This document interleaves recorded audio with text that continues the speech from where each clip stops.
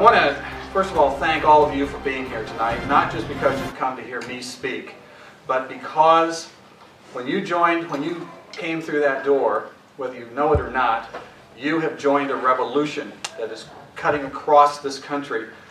Meetings like this are taking place by the hundreds across the country. People are beginning to realize the threat of Agenda 21 and what it's about, and once they begin to learn that and get involved in it, there's no turning back. So I'm sorry, but your life just changed. You came through the door. Let me lay the proper foundation for our discussion on Agenda 21 by reading this quote from Ayn Rand from her book Atlas Shrugged.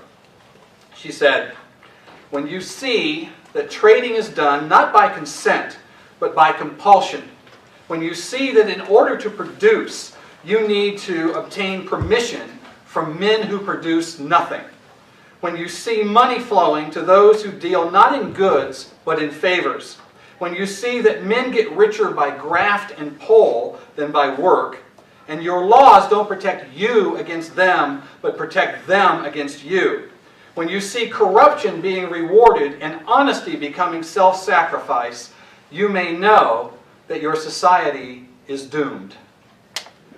And I believe that that is where Agenda 21 is taking us. And I believe that we can stop it. I also believe that the American people and their every action are being ruled, regulated, restricted, licensed, registered, directed, checked, inspected, measured, numbered, counted, rated, stamped, censored, authorized, admonished, refused, prevented, drilled, indoctrinated, monopolized, extorted, robbed, hoaxed, fined, harassed, disarmed, dishonored, fleeced, exploited, assessed, and taxed to the point of suffocation and desperation.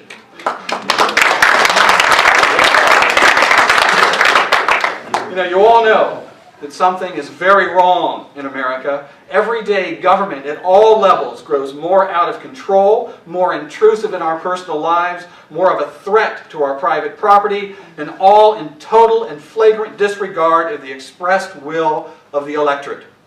The fact is, Americans have grown to fear our own government. Life is getting harder. There is less optimism about the future. The once prominent phrase, American dream, seems to have disappeared from our vocabulary. The reason? America is going through what Al Gore called a wrenching transformation of society. Well, what kind of transformation? What has changed? Where does this transformation originate? And how does it directly affect our daily life? The old structure of what was once the United States of America is being replaced with a new political and economic order that is drastically changing the very underpinnings of our nation. It's being done quietly, behind the scenes, without debates, without votes, and with no official announcement. Yet this new ruling authority has become the official policy of the federal government and every state government, and is moving into nearly every city, town, and county in our nation. The ruling authority is called sustainable development, and its blueprint for transforming human existence is fully outlined in a UN document called Agenda 21. I've had 18 years of experience studying every aspect of sustainable development in Agenda 21, and I have learned that it is an absolute threat to everything that free Americans hold dear. Here's what I know. There's a new language taking over our government. The typical city council meeting discusses comprehensive development, density, historic preservation, and partnerships between the city and private business. Civic leaders organize community meetings run by facilitators as they outline a vision for the town enforced by consensus. Wetlands, conservation easements, watersheds, viewsheds, rails to trails, biosphere reserves, greenways, carbon footprints, partnerships, preservation, stakeholders, land use, environmental protection, development, diversity, visioning, open space, heritage areas, comprehensive planning, critical thinking, and community service are all part of this new language. But what are they really talking about? Where was such language first developed? Well, the term sustainable development was born on the pages of a United Nations document called Our Common Future. This was the official report of the 1987 UN World Commission on Environment and Development.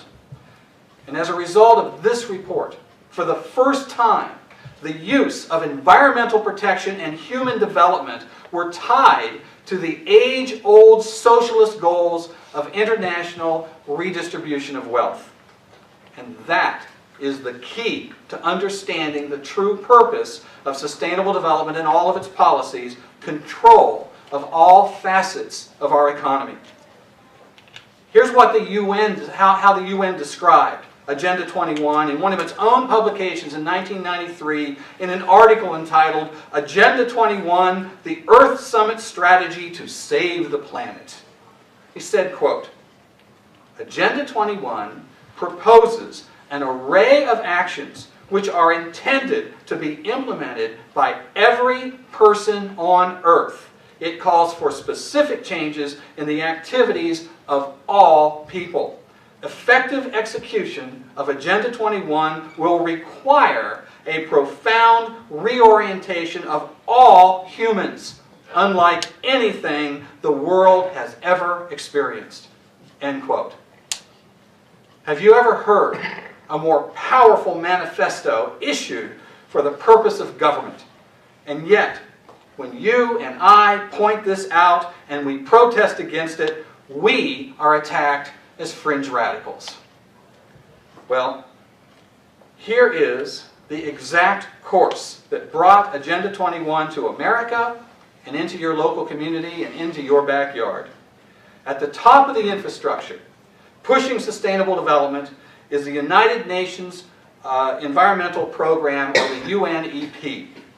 But the UNEP doesn't operate on its own. Influencing it are thousands of non-governmental organizations, or NGOs.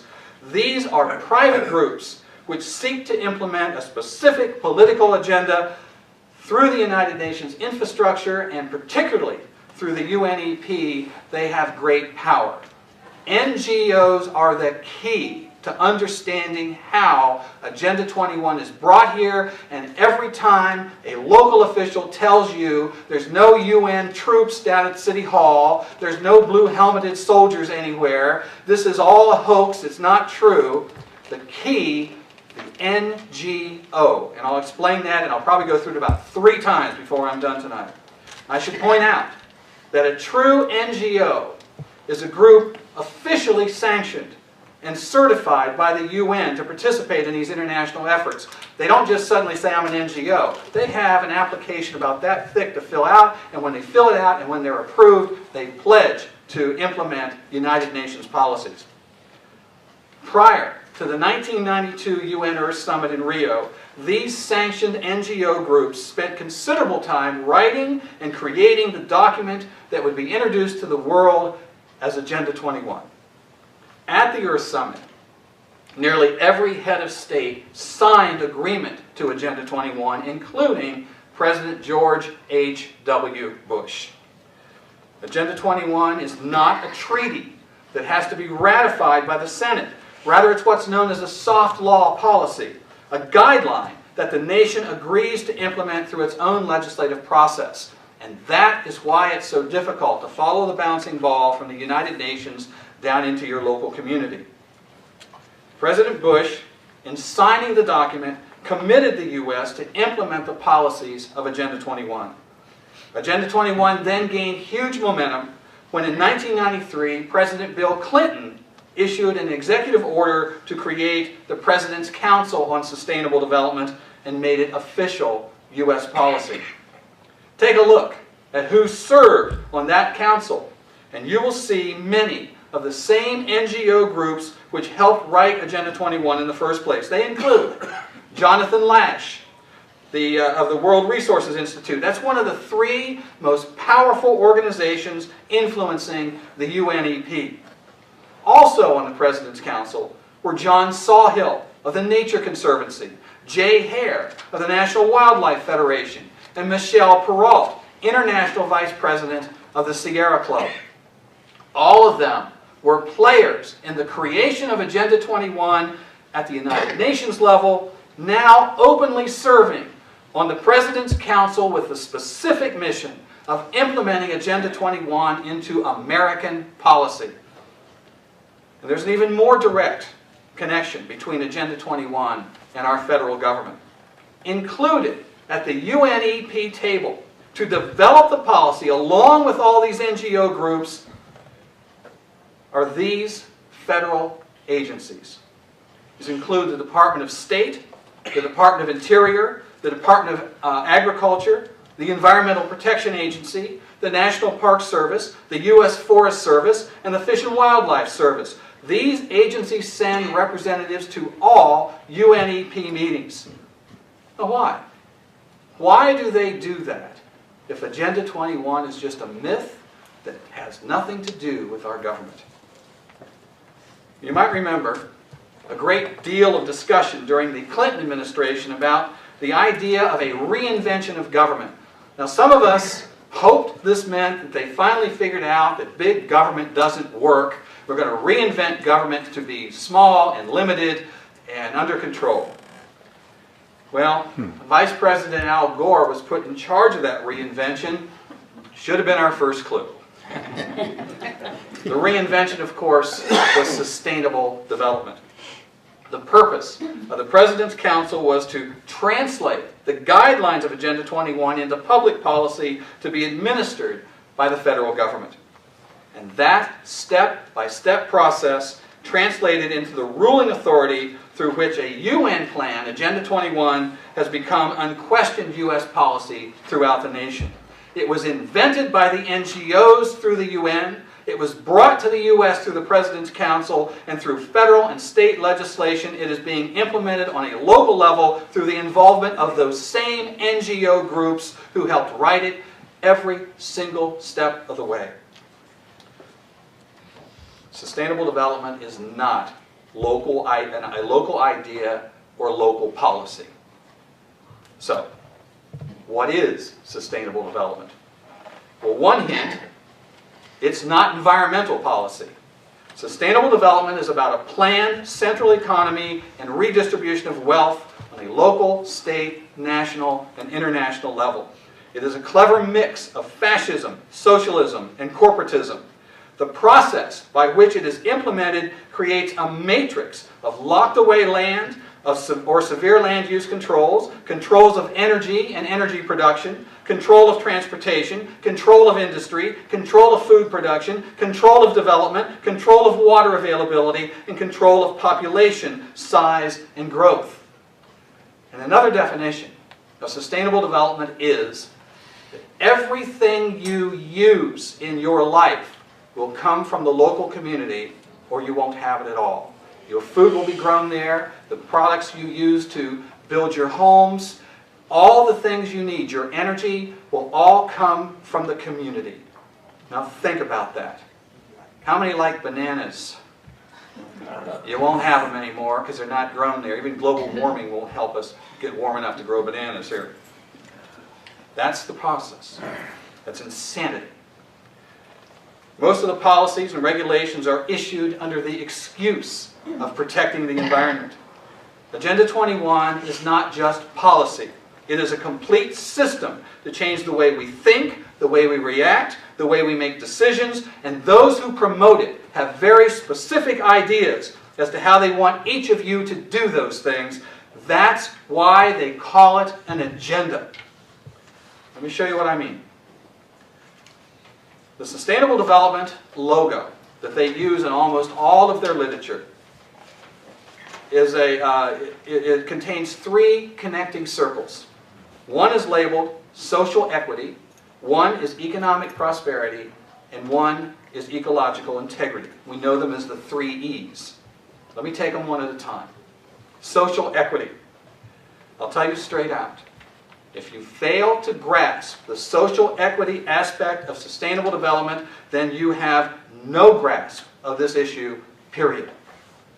Social equity is based on a demand for social justice.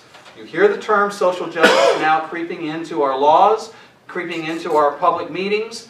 We hear this constantly. Social equity and social justice require that the world's wealth be shared between those who produce and those who don't. It's every welfare program and wealth redistribution scheme ever proposed. Redistribution of wealth, by the way, means everybody is equally poor, not equally rich. It means no one can move forward unless everyone can move forward together. A utopian myth that cannot be achieved through government edict. And by the way, Karl Marx was the first to coin the phrase social justice. Barack Obama's recent State of the Union message the other night was based completely on social justice. When he called for economic fairness, he really meant redistribution of wealth, disdainfully attacking tax cuts for the wealthy. Today, the term is used through sustainability literature, and it is the root of the new policies that we face. The sustainablist system is based on the principle that individuals must give up selfish wants for the needs of the common good or the community.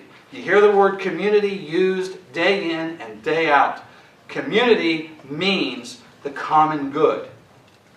This is the same policy behind the push to eliminate our nation's borders, to allow the migration of those from other nations into the United States to what? Share our individually created wealth and our taxpayer-paid government social programs. Borders, they say, stop the natural migration of the human race. National sovereignty, they say, is a social injustice.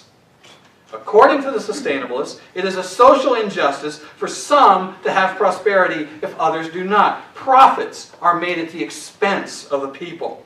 In short, social equity through sustainable development is a means to a forced utopia with the promises of health care for all, jobs for all, housing for all, and equality for all.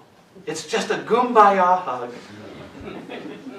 So, the reason the government refuses to secure our borders is because it is committed to imposing sustainable development.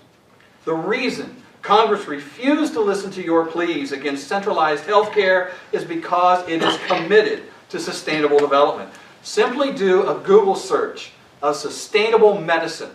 You will find more than 5,800,000 references to sustainable medicine containing most of the provisions of Obamacare.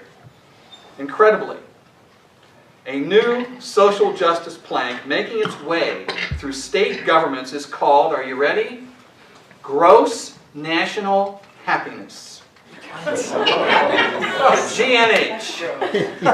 Under the health plank of Agenda 21, it is an attempt to qualify in psychological terms general well-being. And if allowed to move forward, gross national happiness will slowly replace gross national product as the standard to measure the health of the nation. Rather than using economics, which confuses everybody, it will measure social trends that affect quality of life. Gross national happiness preaches that the pursuit of money and things causes stress and degrades the environment.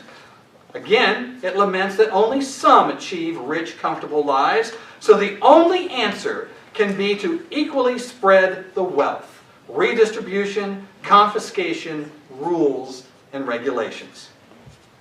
I don't know about you, but all that government in my life causes me stress and makes me very unhappy. Gross national happiness is then combined with, are you ready? The Happy Planet Index. This was developed by an NGO group called the New Economy Foundation. Get that? New Economy. These are clever guys. At its core, the Happy Planet Index argues that long and happy lives must be the nation's ultimate goal and not merely insatiable economic goals. This is, of course, based on the idea that some planners in a government office take a survey of what makes us happy and then apply some psychological mumbo-jumbo to its results, and that's the proper role of government. And you wonder why the economy is collapsing as the rantings from a bad LSD trip become serious policy actually considered by real government agencies? What I've just revealed to you comes from official documents from the state of Maryland. And there are over 381,000 references to gross national happiness on the internet. Gross national happiness is the same as social justice, and it is the key to understanding the many policies of Agenda 21. The second E, economic prosperity. At the root of Agenda 21 economics are public-private partnerships, pulled together into a government-driven economy called corporatism. It is not capitalism or free markets, though it may have some of the trappings. The marketplace is still there, but ultimately, corporatism does not trust the marketplace to do what the elites want done. The partnerships allow for special tax breaks, access to land for some developers, but not others. Non-compete clauses in government projects that guarantee profits, access to grants and lucrative special government projects, and much more. Under public-private partnerships, there is a guarantee of protection and profits. Corporations that play ball get the power of government, and government gets to hide behind the independence of private business. Thus, the partnerships between corporations and government is done at the expense of ordinary people. The exact opposite effect of free markets controlled by consumers. And by the way, Governor John Kasich, a Republican, supposed to have known him well for years, is an advocate of free markets and limited government, and a major advocate of public-private partnerships. They will tell you that public-private partnerships are a way to keep the cost of government down and letting the money from private business build the infrastructure and take care of things. That might be true if it were done with competitive bids and an honest system. But public-private partnerships are not that. These corporations are guaranteed profits. They are guaranteed that they will have no competition. There is nothing in free enterprise that says a business should be guaranteed anything except the right to be in business. This is the new way business is being done in America under sustainable development. The business plan of the day: lobby for regulations. They argue that it's good for the economy, creating jobs by destroying things from the past. They say it's good for the economy to enforce regulations to make people buy things they didn't need before. It's certainly not free enterprise or open markets. The true definition is government-sanctioned monopolies, right out of the Mussolini fascist playbook. And the third E, ecological integrity. Well, that's just the excuse for it all. Sustainable policy interprets any action man takes as a direct threat to the environment. Sustainabilists contend that humans only defile nature. And only a strong, central, all-powerful government can protect the environment, and individuals and limited government can't be trusted because man is nothing more than a swarm of locusts that swoops down on nature and sucks it clean until there's nothing left. Nothing good comes from man, according to sustainabilist doctrine. And private property ownership, try to say that fast, and control is a main target of sustainable development. Consider this quote from the report of the 1976 UN's Habitat 1 conference, which said, quote, "Land cannot be treated as an ordinary asset, controlled by individuals and subject to the pressures and inefficiencies of the market. Private land ownership is also a principal instrument of accumulation and concentration of wealth, and therefore contributes to social injustice, end quote. The fact is, Agenda 21 is a blueprint to completely change our society to a top-down, planned central economy in a strange mixture of socialism, fascism, and corporatism. But to convince Americans to accept it required something that would get us to sacrifice our natural rights voluntarily. The answer? Environmental Armageddon. You must sacrifice freedom to protect the planet. It's urgent, we're told. Consider this quote from Alexander King, the co-founder of the Club of Rome. He said, quote, "In searching for a new enemy to unite us, we came up with the idea that pollution, the threat of global warming, water shortages, famine, and the like would fit the bill. All of these dangers are caused by human intervention. The real enemy, then, is humanity." End quote. I can't see anything good coming out of a government program for people that says humanity is an enemy. So the urgency's on. Global warming is feeding the hysteria. There's no time to consider things like individual concerns and wants and needs. Selfish, cries the sustainabilist. We must save the environment, go green, get out of your car, stop using energy, sacrifice, cut your carbon footprint, or perish. And so, federal and state governments working hand in hand with a horde of non-governmental organizations, private groups with personal political agendas, force passage of rules and regulations passed down to local communities. But, say your local elected officials, none of that UN socialist stuff is true, just conspiracy theories from the radical right. We're just creating the tools necessary in a local effort to manage growth and development in our community, they say. Have you heard these denials? And consider this quote from J. Gary Lawrence, a planner from the city of Seattle and an advisor to the President's Council on Sustainable Development. He said, quote, "Participating in a UN-advocated planning process would very likely bring out many who would actively work to defeat any elected official undertaking local Agenda 21. So, we will call our process something else, such as comprehensive planning, growth management, or smart growth." Local indeed. The fact is, this is a political movement led by those who seek to control the world economy, dictate development, and redistribute the world's wealth. They use the philosophical base of Karl Marx, the tactics of Adolf Hitler, and the rhetoric of the Sierra Club. Everything connected with sustainable development translates into higher costs, shortages, and sacrifice. The best way to understand what sustainable development actually is can be found by discovering what they say is not sustainable.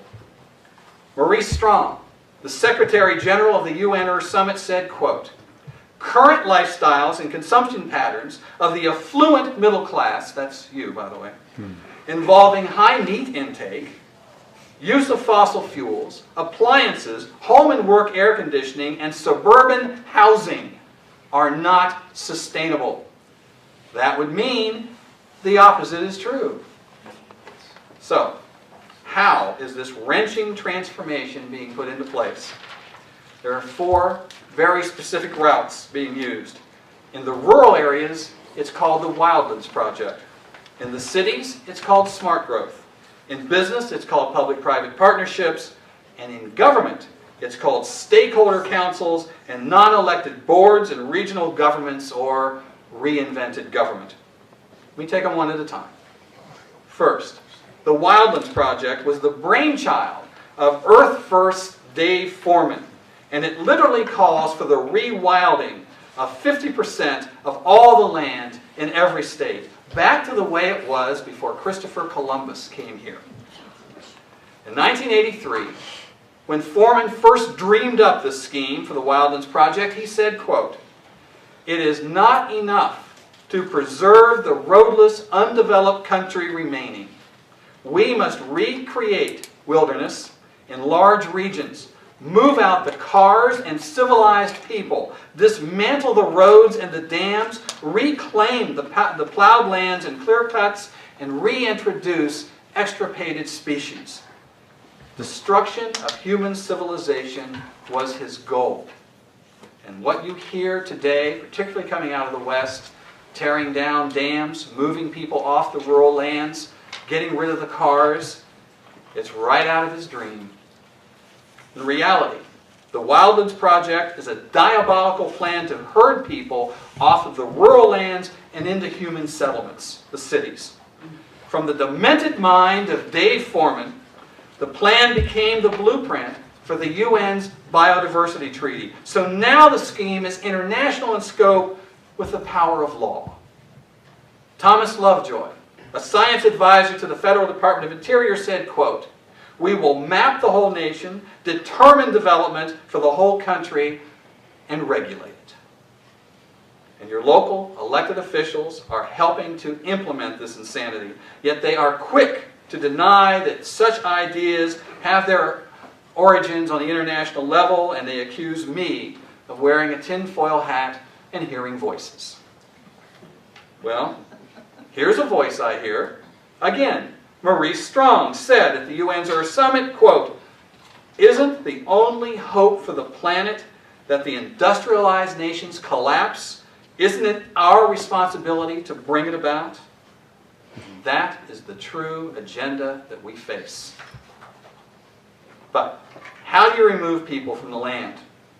There are many tools in place to stop human activity and grow the wilderness. Deny grazing and water rights on public lands. It becomes more difficult and more expensive to run the farm or the ranch, and eventually it goes out of business.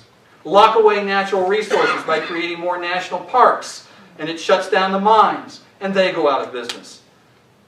Call every mosquito-infested swamp and occasional mud puddle a wetlands, and you ban any development around it. Invent a spotted owl shortage and pretend it can't live in a forest where timber is cut. Shut off the forest, then when no trees are cut, there's nothing to feed the mills, and then there are no jobs, and they go out of business, and in the West, whole towns are dying because of it. The governor of Maryland is enforcing an agenda without a vote of the legislature called Plan Maryland that will lock away over 400 acres of land banned from any development. One of the key provisions of the policy is to ban septic tanks as a means to protect the Chesapeake Bay, even though there is no evidence whatsoever that septic tanks cause any problems to the Chesapeake Bay. The only result of this ban is to make it impossible to live on a rural area unless you want to spend several $1 million on your own government-approved water treatment system. Getting people off the rural lands and into the cities is the real purpose, not environmental protection.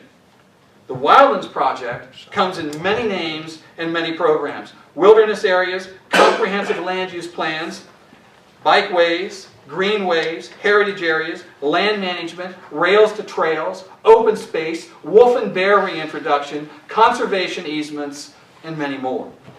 Each of these programs is designed to make it just a little harder to live on the land, a little more expensive, a little more hopeless.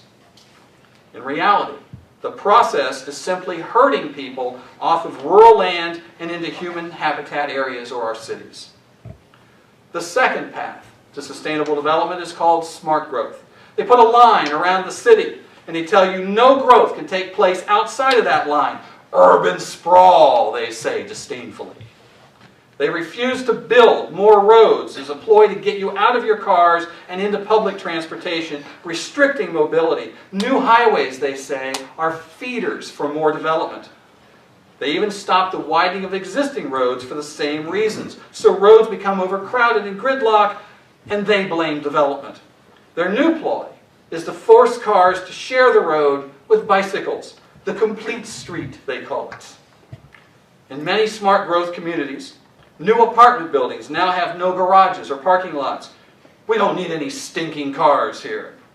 Smart growth creates an unusual restriction on space inside the controlled areas, so now there's a shortage of houses. And what happens? Prices go up. And that means that populations will have to be controlled because now there's a shortage of land. And that's why kindly, compassionate environmentalist Dr. Jacques Cousteau declared, in order to, quote, in order to stabilize world populations, we must eliminate 350,000 people per day. Sustainabilists call for an 85% reduction in human population. Now, when we're done here tonight, outside the door, I've made arrangements. Very end, we've got containers of Kool-Aid out there. I would like all of you to do your patriotic duty and take a drink. And I assure you there will be no environmentalists standing in your way. 85% reduction in population. How's that to be done? Do we use the proven success of China's population control methods of forced abortions and sterilization? The Chinese, I can tell you, are huge supporters of sustainable development, and I'm quite sure they've got some ideas they'd be excited to share with us. Of course, comprehensive development plans are the tools of choice in every city in the nation to produce the proper smart growth community. Through these plans, energy and water use is tightly controlled, and individuals are being forced to live in denser communities that take up smaller tracts of land per housing unit. Planning advocates and government bureaucrats are forcing such planned communities across the state and across the nation, and those plans put severe controls on private property. The truth is, under sustainable development and smart growth, there can be no private property. It's all community property. The third way to sustainable development inside the human habitat areas, government is steadily being controlled by an elite ruling class called stakeholder councils. These are mostly NGO groups who, like thieves in the night, just show up to stake their claim to enforce their own private agendas. The function of legitimate elected government within the sustainabilist system is fast becoming little more than a rubber stamp to create and enforce the dictates of these councils. It is the demise of representative government. And the councils appear and grow almost overnight. You'll find watershed councils that regulate human action near every trickling stream, river, or lake. Meters are put on wells. Special action councils control home size, tree pruning or removal, even the color you can paint your home or the height of your grass. Historic preservation councils control development in downtown areas, disallowing expansion and new building. Once the councils are established, it becomes nearly impossible to discuss issues with your elected representatives. Instead, they will direct you automatically to the proper council or administration or department run by unresponsive, appointed hacks armed with their own political agenda. Regional governments are driven by government, not by people. These are run by non-elected bureaucrats that don't answer to the people. Elected officials become, again, little more than a rubber stamp to provide official approval to the regional bureaucracy. The Chattanooga, Tennessee Area Regional Council of Governments, for example, consists of at least 6 alphabet agencies of appointed bureaucrats. On their own, these non-elected bureaucrats have applied for a $2.5 million grant from the federal government's Sustainable Communities Regional Planning Grant Program. To comply, each participating government must sign a memorandum of agreement to develop a shared vision and to develop livable communities in all that applies. The people of Chattanooga have no idea that this has been submitted, and they have no say in the outcome. 16 counties and all the municipalities that they contain will be constrained by this grant application and the 40-year regional plan it produces. These non-elected councils fit almost perfectly the definition of a state Soviet, a system of councils that report to an apex council and then implement a predetermined outcome. Soviets are the operating mechanism of a government-controlled economy, the exact opposite of our constitutional republic. And the fourth path to sustainable development, as I mentioned, are public-private partnerships. You hear the propaganda of the public-private partnerships nightly on your television as their commercials keep telling you to go green. The truth is, there would be very little legitimate green industry if not for the billions of dollars in grant money shelled out to the partnerships to develop alternative energy schemes. Alternative energy. Wind energy, for one, may well be the least sustainable and least eco-friendly of all electricity options. It probably requires more energy to manufacture, haul, and install these monstrous windmills in their transmission systems than that windmill will generate in its lifetime. And not only that, we're talking about protecting the environment. We have the Endangered Species Act that's supposed to protect endangered species. You know, the Audubon Society calls the windmills Cuisinarts in the air. Thousands upon thousands upon thousands of birds are being destroyed as the forests of these windmills grow. But this is supposed to be about protecting the environment? In the name of sustainable development, the nation is investing everything in our future to enforce wind power, and solar power over real energy providers. Alternative energy amounts to less than 1% of our energy needs. And for every green job created, 2 in legitimate industry are lost because of green rules and regulations. America has now discovered that it has a near infinite amount of shale oil in literally every state. Rather than celebrate our good fortune to reduce gas prices and eliminate our dependency on foreign oil cartels, the sustainabilists are rushing in a near panic to block the drilling of shale oil. Moreover, recent government reports show we have more than 2 trillion barrels of untapped oil under American soil, untapped and banned because of sustainable policy. We have more oil than anybody else in the world. To the sustainabilist elite who loathe competition in free markets, such a change in the status quo is terrifying because their control is highly profitable for those industries that, as they take the tax money through the public-private partnerships. And now, there is a new kind of corporation being developed through public-private partnerships. It's called benefit corporations. Imagine a legislated brotherhood of business where favored businesses get to go to the front of the line for permits, licenses, and opportunities merely because they agree to advance the principles of sustainable development and Agenda 21.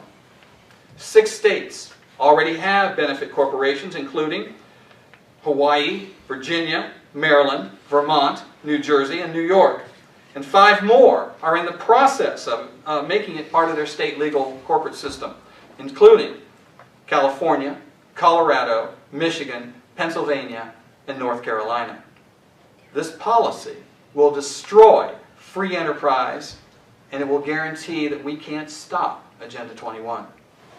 Many Americans ask how dangerous international policies can suddenly turn up in local government, all seemingly uniform to those in communities across the nation and around the globe. The answer?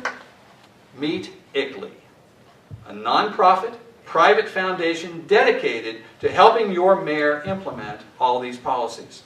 Originally known as the International Council for Local Environmental Initiatives, ICLEI, today the group simply calls itself ICLEI Local Governments for Sustainability. They had to get the word international out of their name.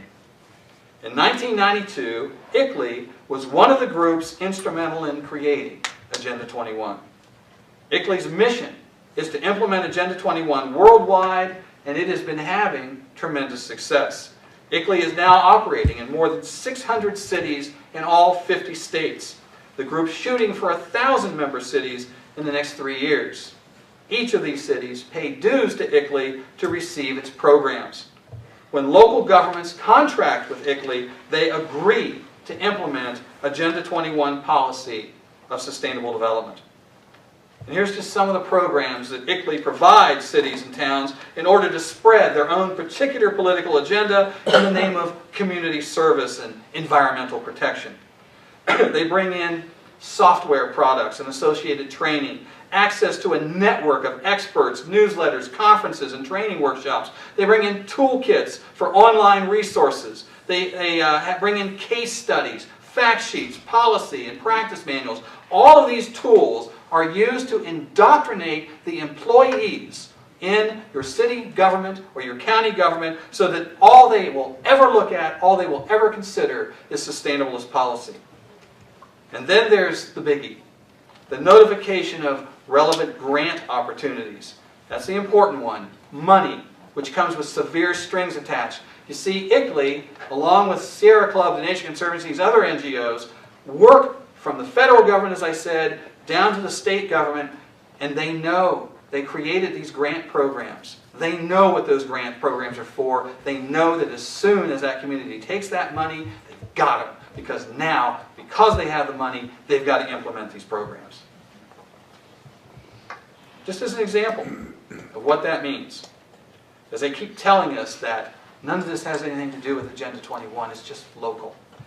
Here's a quote from the EPA's website concerning one of its grant programs. It says, quote, "The Sustainable Development Challenge Grant Program is also a step in implementing Agenda 21, the Global Plan of Action on Sustainable Development, signed by the United States at the Earth Summit in Rio de Janeiro in 1992. All of these programs require broad community participation to identify and address environmental issues." End quote.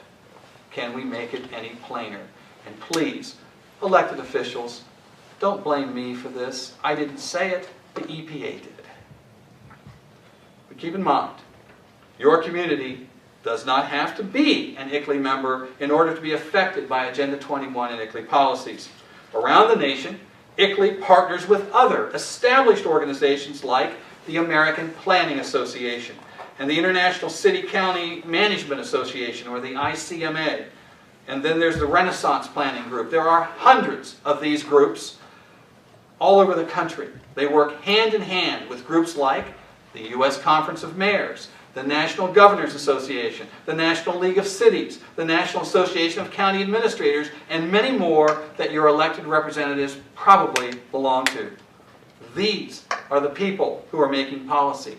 These are the people your local officials trust to be mainstream.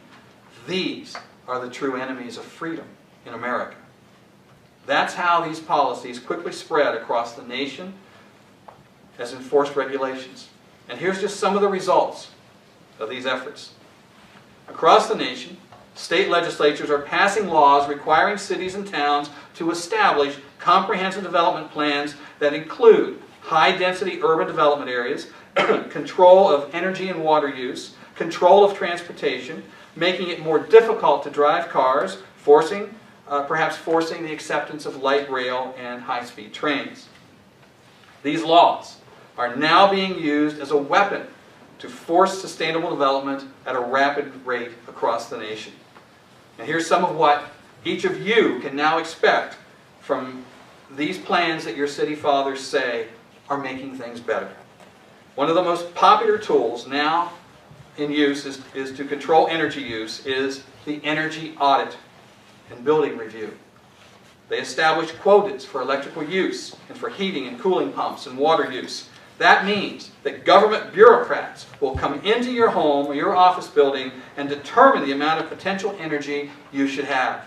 They will give you a list of recommendations necessary to bring your home into compliance.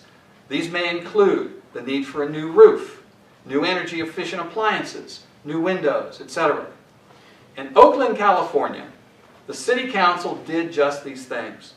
And the result was an average cost to every single homeowner of at least $35,000. And if you don't comply, you will be fined and possibly unable to sell your home until you do. Across the nation, power companies in partnership with government planners are forcing the use of smart meters. These meters contain RFID chips The technology enables the power company to keep track of how much power you are using and control, regulate, and ration your use of that electricity. They will set the temperature in your home. If they decide that you're using too much hot water for your showers or washing machines or too much air conditioning, your electricity will automatically be turned down or even off. There is now growing evidence that the smart meters are causing medical problems for some, as they are affected by the radiation that comes off of them. Others, of course, are experiencing a lack of power during peak usage. And of course, as with all things sustainable, energy costs are soaring. Those who protest that such meters are a violation of their property rights and freedom of choice are told that their only choice is to accept the meters or have no electricity at all. In Naperville, Illinois, where 16 residents refused the meters out of 275 that were targeted to get them, the response by the Naperville city government, they are now sending police escorts out to accompany the meter installers. This is not freedom. There's no freedom from sustainable policy. And it just keeps getting worse. Under the title of sustainable farming, the planners are excited about a new sustainable style of tractor to pull the plows. It's called a team of oxen. Now don't laugh, they're serious. There is a college in Vermont, Green Mountain College, which teaches sustainable farming, and they feature the use of a herd of oxen. Students are paying for an education to learn Davy Crockett's farming techniques. There are now policies being advocated to place taxes on the use of toilet paper, on the number of miles you drive in your car, and on the use of plastic bags. Next on the agenda is to radically abandon the flush toilet. They call it one of the world's most destructive habits. Shame on you. The Bill and Melinda Gates Foundation has made a donation of $3 million to 8 universities to reinvent the flush toilet. I believe that we should work to reinvent the personal computer to reject Microsoft software. The EPA is now providing funding to NGO groups to run training programs for people to photograph and report neighbors who may be committing crimes against the environment. This summer, Obama signed Executive Order 13575 to create the White House Rural Council. The Council is a list of the most aggressive agencies and departments of the U.S. government. It will bring an army of regulators into rural areas to completely control every decision of land use, farming, and development. Farmers who have been feeding America for over 200 years will not be able to make a single decision without permission and massive paperwork from bureaucrats from over 25 agencies. On top of each other, it won't just be one agency. You might comply to this agency, but 24 more over here have some other idea. The result can only be food shortages and higher prices. Several cities are now taking grant money to create a plug-in deployment program using your tax dollars to assure the city is ready for electric cars. The program openly admits that it's all necessary because otherwise people won't buy plug-in vehicles. You know, at least under the free enterprise system, the oil companies paid for and provided their own filling stations. After free Americans made their own choice of what kind of car to drive, welcome to the utopia of sustainable development. This is Big Brother at its worst, and it's planned control enforced by your local officials, your local representatives, in partnerships with groups like ICLEI, an organization whose vice chairman Harvey Rubin said, quote, "Individual rights will have to take a back seat to the collective." Now I ask you, would any of your elected officials admit to enforcing communism in your community? No. Then why are they so eager to be in partnership with an organization which does? The United States is not a global village run by elders who hand down the rules from on high. We are a nation of individuals whose rights are supposed to be protected and guaranteed by the representatives that we elect. We demand accountability from them. However, global forces which do not accept the unique American form of government sneak behind the curtain, avoiding controversy and honest debate. The only possible result can be a tyranny over a powerless electorate stripped of their rights, their property, and their self-determination. Global warming has been the excuse for the hysteria, but true science now shows that that is the greatest hoax ever perpetrated on humankind. So there's no need for these dire policies to cut back our carbon footprint by forcing us to lock away land and resources and live in high-density cracker boxes.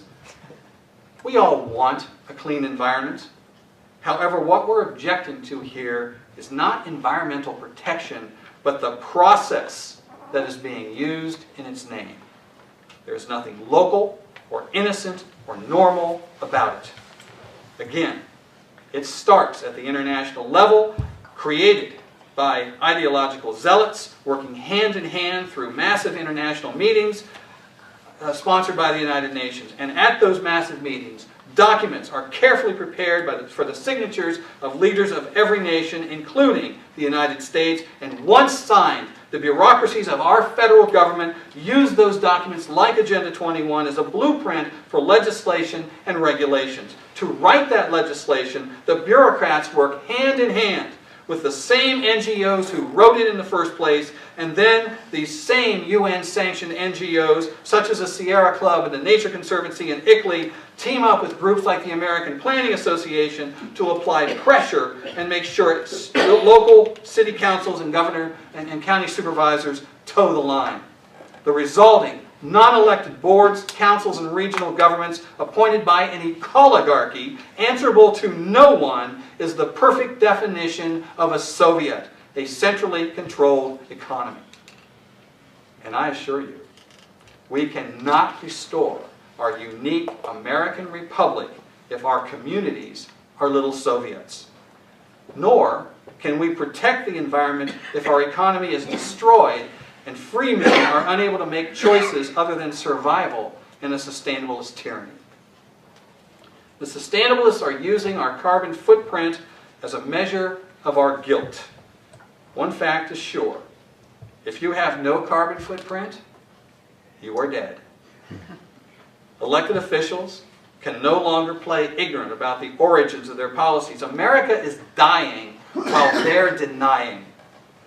It is their elected duty to represent the people and protect them from these piranhas that are devouring our way of life. To save it, you must take action. And understand that the main battle to stop Agenda 21 and sustainable development is not being fought in Congress, but right here on the local level.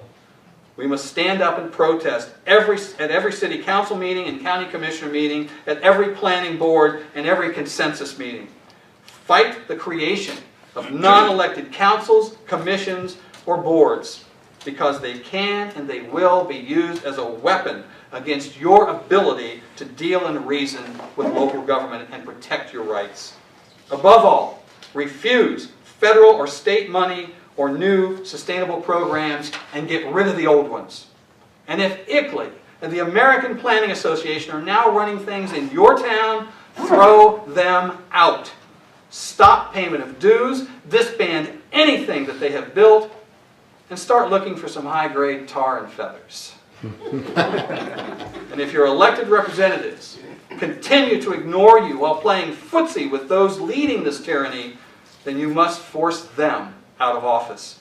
Your survival depends on it.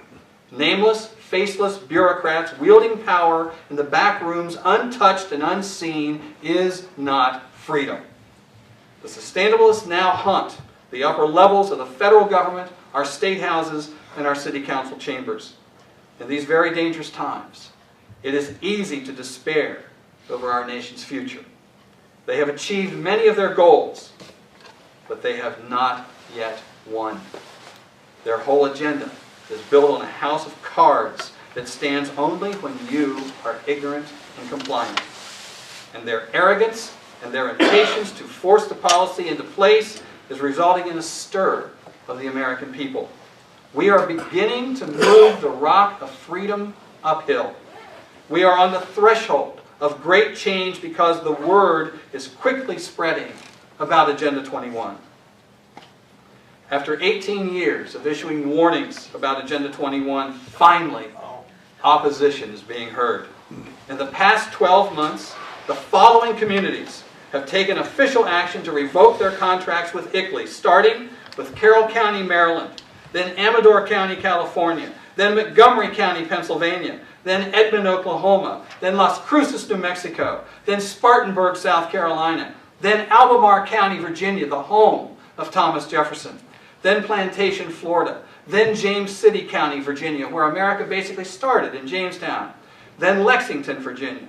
We can now add Carver, Massachusetts, Pinellas County, Florida, Garland, Texas, Sarasota County, Florida, Abington, Virginia, Clallam County, Washington, and Chatham County, North Carolina, and most recently, Monmouth County and Somerset counties in New Jersey have all taken steps to throw ICLEI out of their communities and taken the first step to getting rid of sustainable development.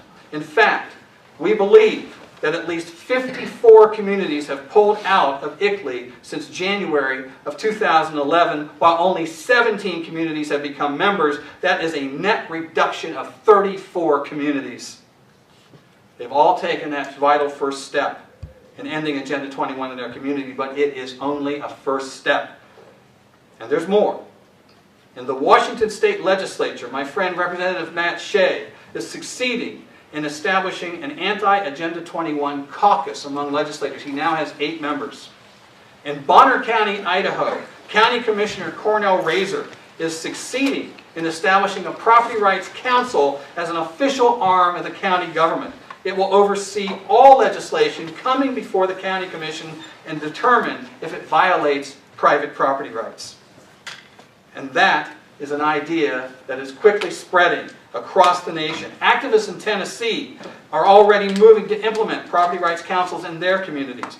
The state legislature in Wisconsin now has a bill before it to allow local community governments to repeal comprehensive development plans that they were forced to take under smart growth legislation, and it also eliminates the grant program that was set up to help finance the smart growth policies. The bill has passed the House and it's headed for the Senate.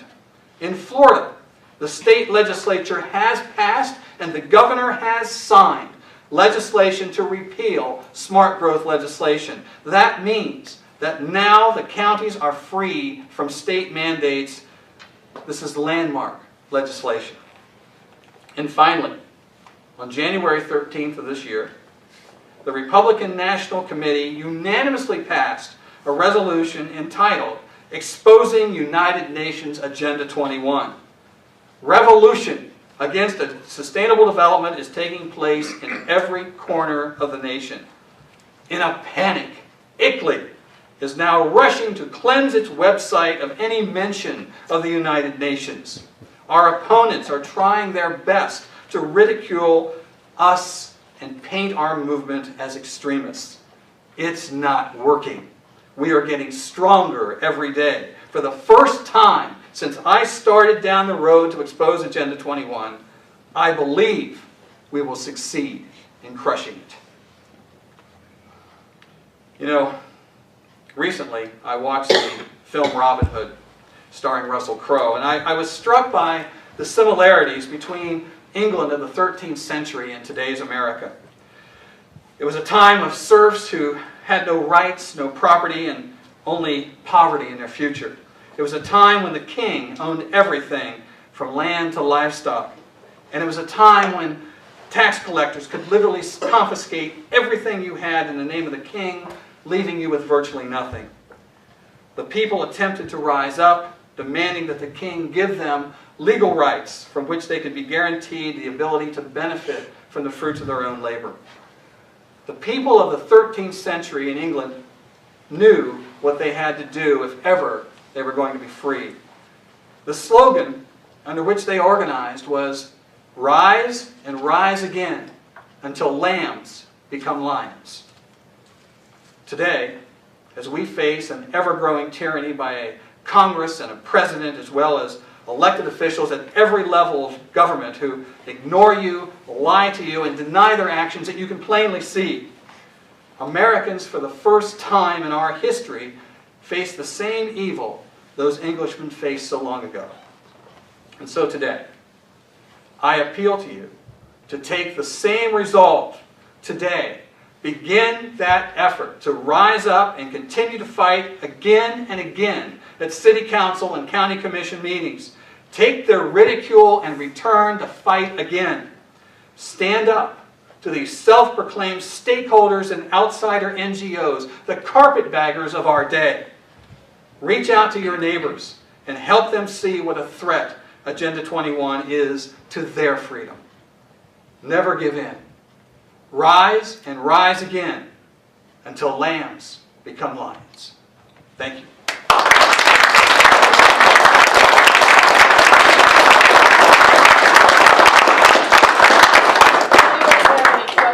For Tom at this point? Yeah. Tom, thank you very much for your time. I live in the Garden of Beasts. I'm a director of a research center at Ohio State University. And even though my area of research is workforce development, I'm also involved internationally. Every conference I go to, sustainable development is infused throughout that conference. In fact, it's often the main topic of the conference. If I gave a talk like you gave tonight, I'd be sporting one of those designer tarred feather suits like that you were talking about. So, given the situation that I'm in, I'm surrounded by people who are really pushing, really pushing this stuff. What would you suggest would be an approach for me to take? One thing that I do plan on doing, I'm having a conference, an international conference in workforce development in August. And the topic's going to be labor market analysis. And I'm going to give a talk on green job labor market analysis. A very realistic talk. So that would be one way to approach it. Do you have any other suggestions about what you do in an environment where you're surrounded by when you're in these meetings, and these guys are talking about it up front, and what happens in those meetings? Does anyone ever stand up and question, well, wait a minute, you see, it's a herd mentality. Oh, yeah. The consensus process, and that's what it is. They're using that on you as well there. They use it in every single public meeting we have, and not a discouraging word is to be heard. There are people in that audience just like you. They're afraid to speak out because they're alone. Just every once in a while, I'm not saying massive attacks, because you'll have your head handed to you, there's no question about it. But just a well-placed question once in a while that gets somebody else thinking. You do that a couple of times, you go out for a break after the meeting, you're going to have somebody come up to you and say, you know, I thought that too. And then you have an ally. Maybe get another one and another one. They can't stand any kind of questioning, any kind of opposition. And that, because it's all built on a house of cards, all lies. They know that. I said something earlier, if I'm doing something, I do it because I believe in it and I'm proud of it. And I will stand up and defend it wherever I am.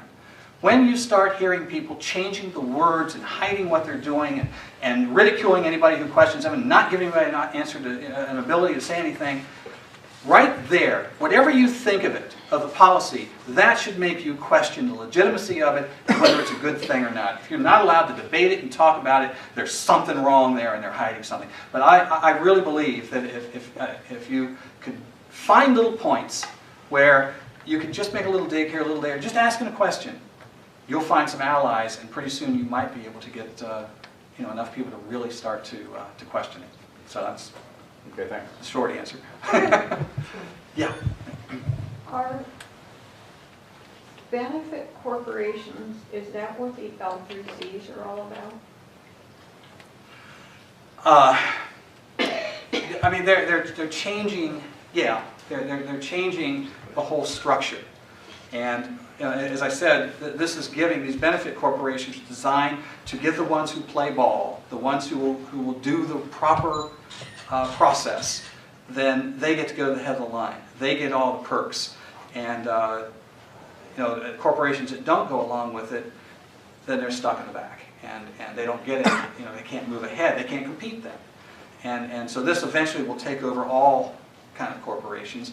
And people who used to just start corporations to build a business and create goods and services and make a profit, and the result of that was that we had new products, and we had employees, and the economy grew, and so forth. That's what corporations were supposed to be. Now they're all hand in hand with government, working together and creating all these perks for themselves, so they don't have to compete. But yeah, it's a complete change of our economy. And again, as I said, if these things are all put in place, then the ability to stop all this will become impossible because everybody's on board with it. You've got to go along, and if you don't, then you're out. And so we're all going to march lockstep together. It's just like what he's finding in the meetings. Nobody will question it. Nobody will say anything. And our ability to speak out will be gone. So today, you can control corporations, believe it or not. You could do it with your pocketbook. I'm not going to buy their products. And if enough people do that, they'll change their policies because they feel it. Eventually, it'll get to the point where they don't care what you think. You got to go along, and they'll control what the products are. And here's remember Russia? You go in the store, there's one can of soup, and there's one pair of shoes, and they're all the same size because that's all they know how to make in the factory. And you just you clump along in them. They don't fit, but that's what you do. That's where it goes, and that's where it's headed. So yeah. But I'm seeing this organization and how invasive it is and being implemented. Now, motivations. The people at the very top, and it filters down through. I mean, at one point, it's like love of money, and I'm going to get on board because this thing's big. Or are they thinking, yeah, we're going to go communism, we're going to go Marxism, we're going to do this evil thing? What is the motivation I here? run into this question all the time. Why would they want to do that? It makes no sense. Yes. And I agree. I certainly agree. It makes no sense. Quite literally. I mean, they try to keep it down on the local level so that we're just talking about our community here. And that's when that question comes up. I mean, well, yeah, why would they want to do that? Those who have created this are pushing for global governance. And that's the bottom line. There is a movement in the United Nations. Right now, I hear people say, we've got to stay involved in the United Nations. We've got our Security Council vote there. We can veto anything that happens, and we've got to stay there and do that. They understand that. They understand we're in the way. When I debated at Cambridge back in 2006, one of the people I was debating said, I don't mind the United Nations, I just don't like the United States in it. And I quickly said, we can help, make you happy. But they understand the United States is a thorn in their side on many things, although we're going along with more and more now. But what they have in mind, they are moving to restructure the United Nations, to do away with the Security Council and put together a Council of the People.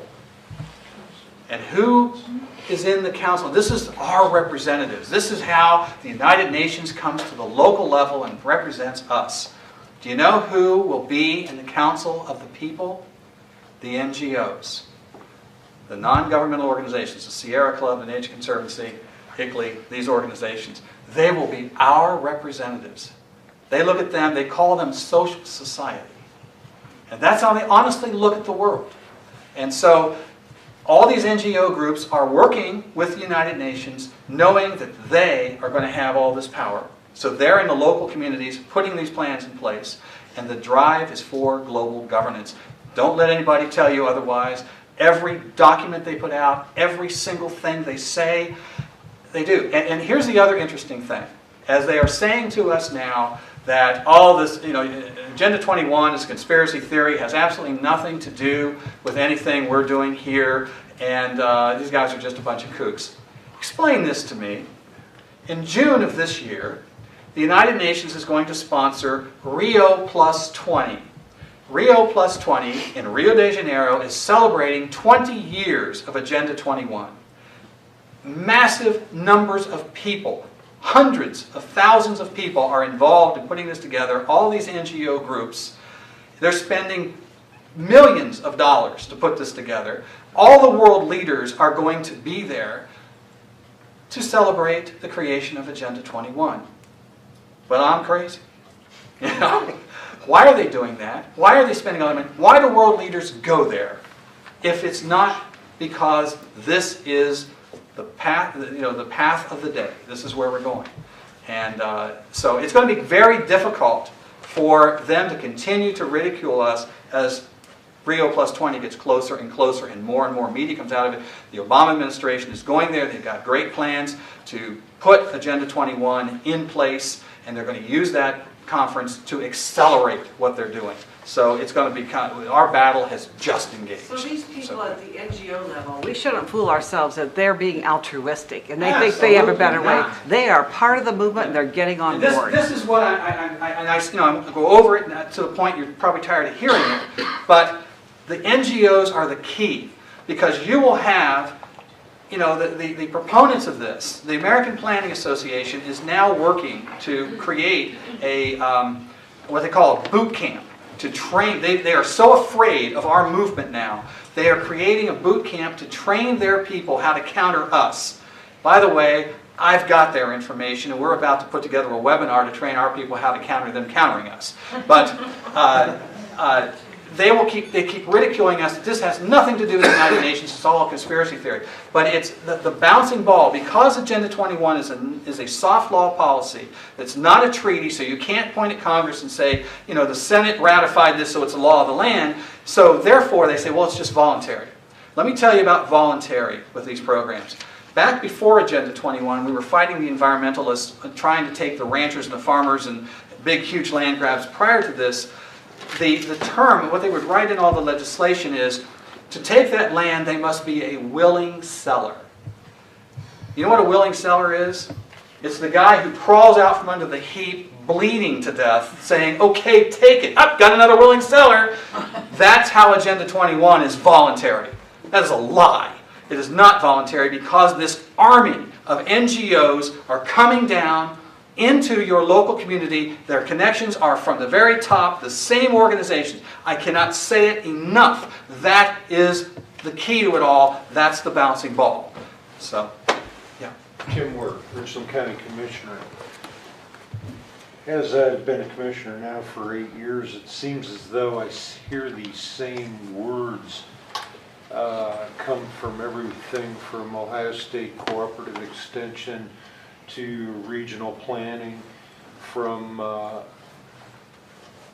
economic development groups. It's like, do they all have It all permeates. do they have a book that they work out of? I mean, Yeah. I made a... Basically, the American Planning Association, they're guide. I made a comment to the economic development fellows, and please, I do not say this against trying to get our economics in better order in Richland County, but I said, in your plan, you don't have anything to do with agriculture in our area, and that is still our biggest business in Richland County.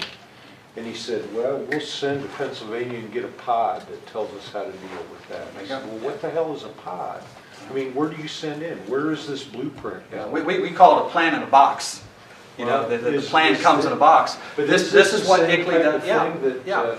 You've got ICLEI, you've got American Planning Association, the Renaissance Planning Group. There are hundreds of these groups, and they all interact with each other, and so they bring it, and it is all you're allowed to think about now. And what's driving that? The grants that they take. You may take a grant to say, we're going to take this money. We want to revitalize downtown. That's what we want to know. What does revitalize downtown mean to you? Give it a clean up, maybe pave the roads, fix the sidewalks. What does it take to revitalize? There might be some economic ideas there to bring some business down. That's not what they mean. But they all use the same words: stakeholders, council of governments, people that are not held to office. And one other point that maybe may go against what you say, but right now the Kasich administration wants the counties to adhere to a plan where they usurp our authority for road for fixing roads, contracting and things like this. They want to take the control away from the local government, but we still bear the liability for all Yep. this. That does not go against what I'm saying, and it's very much part of it. And one of the excuses that they use is that you've got to control development because, hey, this developer is going to build all these housing units here. We've got to pay for the infrastructure. We've got to bring in the new roads. We've got to have water. We've got to have all that. Well, excuse me, but every one of those new houses is now going to pay property taxes. So you're going to get revenue that way. Every one of those people living there are going to be buying things in the community, and there's taxes on that as well. You're bringing more people into the community, you're getting more money. So the excuse that we can't have development because it'll cost us money is about as bogus as it gets. So we create money by having development. So, But still, also in your gas shale exploration, I happen to come from a county that's right next here called Morrow County that's seen gas and oil development in the past 15 years. Now and again, these oil drillers do slip up and ruin a water supply. If people don't have testing, then it's up to the county to supply those folks with water. When you have to do that from a county level, it not only costs the county coffers, but it costs all the elected voters in this room. well, That is my do fear. you not fine the oil company for doing that? How do you?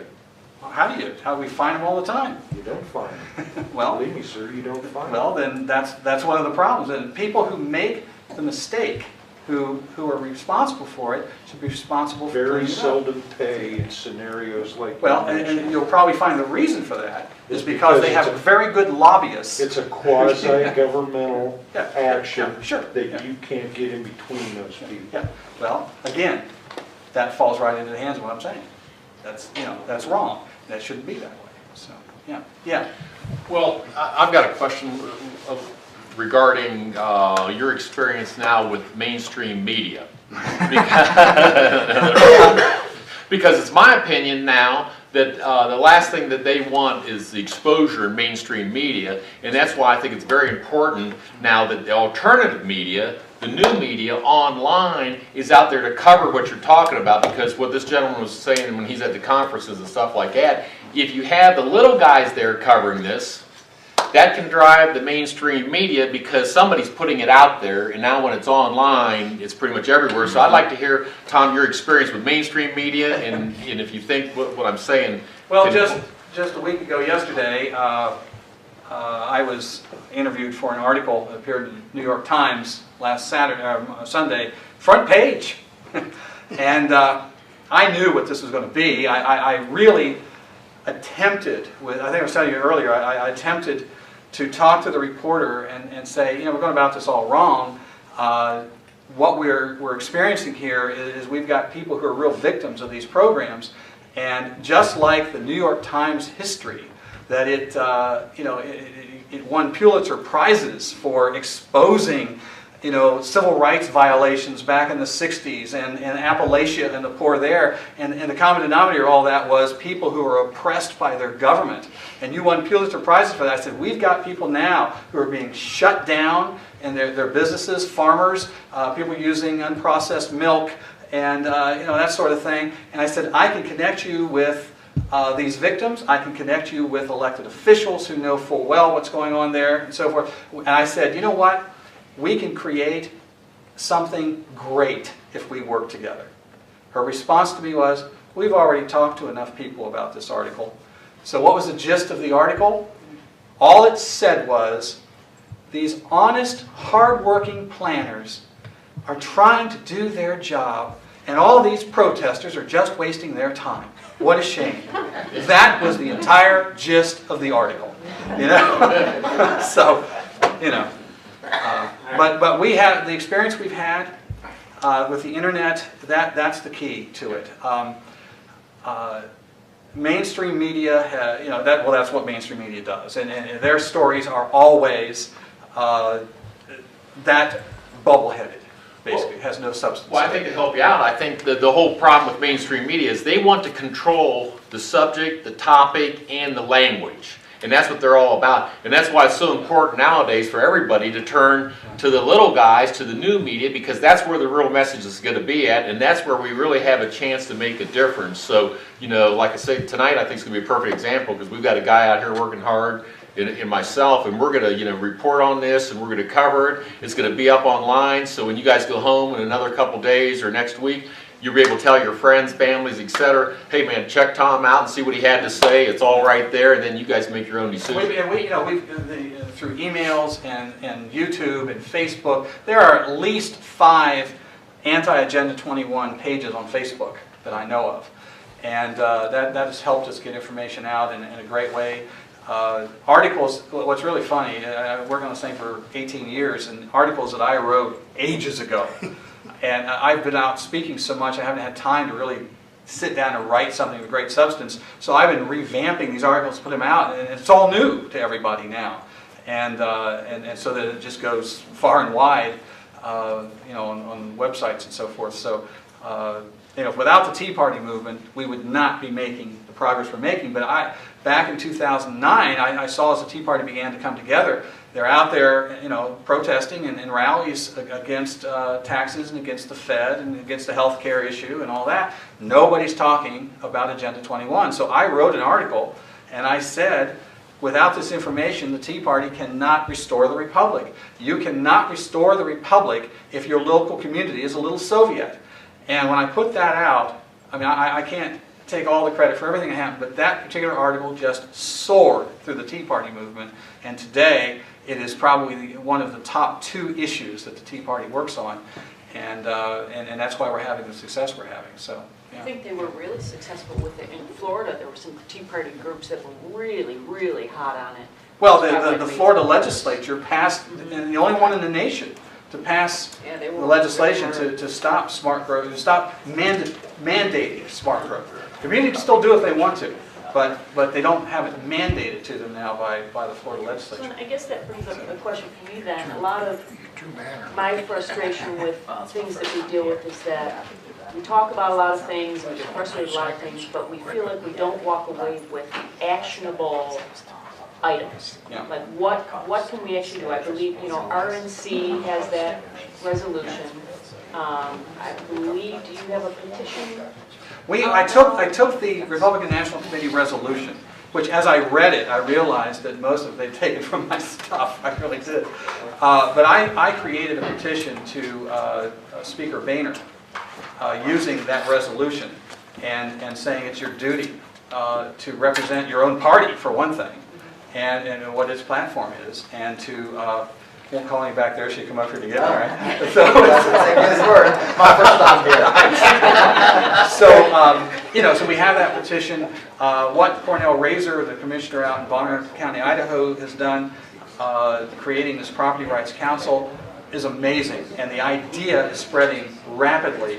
That you know, first of all, you're just looking at something that you're looking at legislation that comes before the county commission, and you're saying, does this violate property rights or not? That's a first step. Who is it that So does that? Cornell Razor, I don't. That Bonner should be County. a litmus test for it.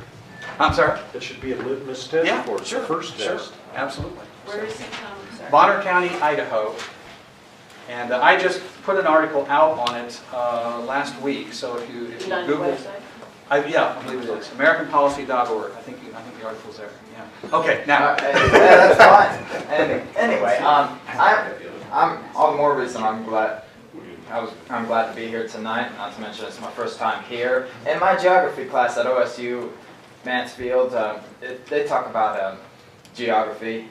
Tom, I think was his name back there. He talked about the mainstream media, and there's also a left-wing bias in our schools. And You noticed that, did you? in geography class, it seems more like a political class than a science class, it seems like. And they talked about the global warming. So I want to debate the professor pretty bad, but I almost had trouble getting good grades naturally. But I have been spreading the word on my Facebook about how global warming is a hoax. And I've also introduced how there was a team of 31,000 scientists that wanted to sue Al Gore, 9,000 of them with PhDs. I've been posting up the message on my Facebook page, and people that were once convinced of global warming aren't anymore. And I've also been telling people in my class, and people have been overhearing me enough. Let me give you something. Yes. Have you heard of an organization called CFACT? CFACT, Committee for a Constructive Tomorrow? I can Check them out. College CFACT. campuses across the country. CFACT. They are a fantastic organization. They go to these international meetings and they do all kinds of amazing protests. At one not long ago, Greenpeace has the Rainbow Warrior, their ship that they pull into all these international things. They actually rowed a boat out to the Rainbow Warrior and they put a big sign up to it saying Rainbow Hoax, or something. I forget now what they said to it, but they protested. But they have done magnificent work in getting the word out on global warming. Yes. So. And this global warming hoax doesn't come from the meteorologists. It doesn't come from the it comes from the Intergovernmental Panel of Climate Change. It's a government program. It comes from the UN. This is all junk science that comes out of a government. It's a political agenda. It's not about politics. I'll tell you what happens.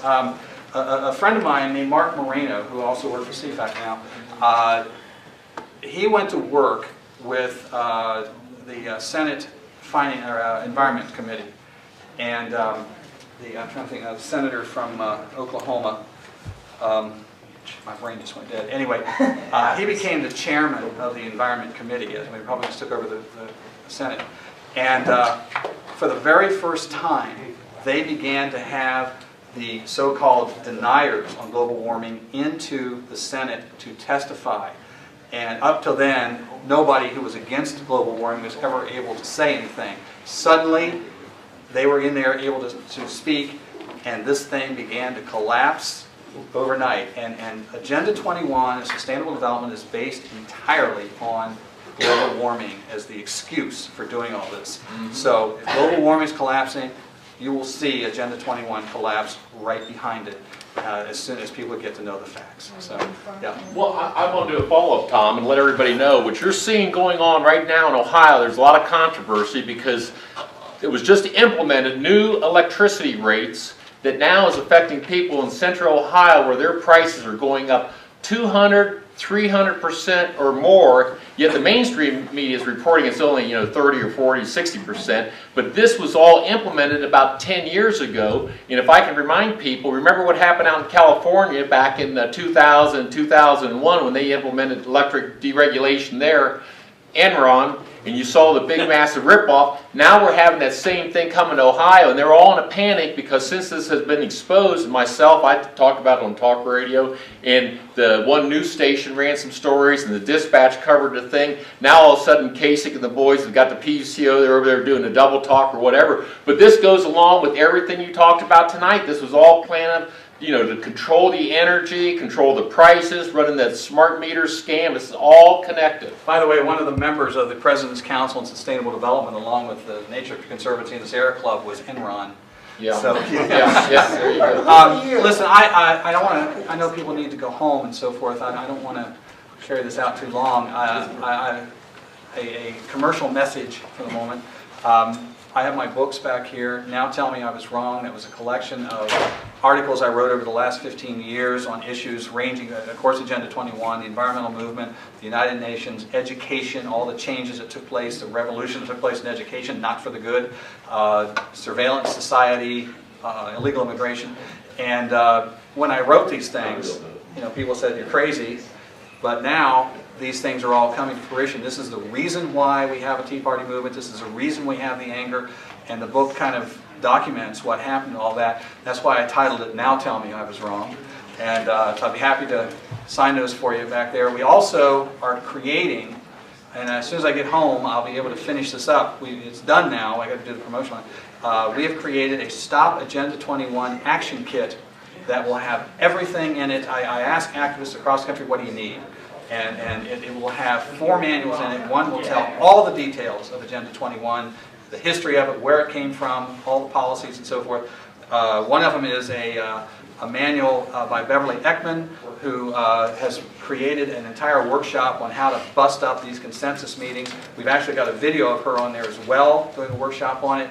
Have anybody heard of consensus? I mean, not consensus, of coordination? Ever heard that title, coordination?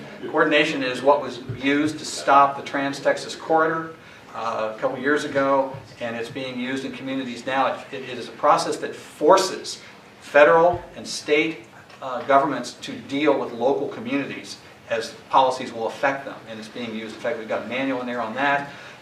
We've got a 14-minute PowerPoint presentation designed for elected officials, and so it's just got everything. That's all in this one yeah, time. and it's got a workbook in it that with documents that you can, handouts that you can use at meetings and so forth. It'll have that you can make copies from that, or it'll have a CD in it that you can put in your computer and have it all digitally. So it's got everything we can think of, and it'll be available on my website at AmericanPolicy.org. Just as fast as I can get home and get it all together. But we've been working on it for months. So I appreciate it. I appreciate you coming out. I appreciate you, Commissioner, being here and the opportunity to present all this stuff to you. So anybody has any questions or anything, I'd be happy to talk to you. But I'm heading back there. Okay? Thank you.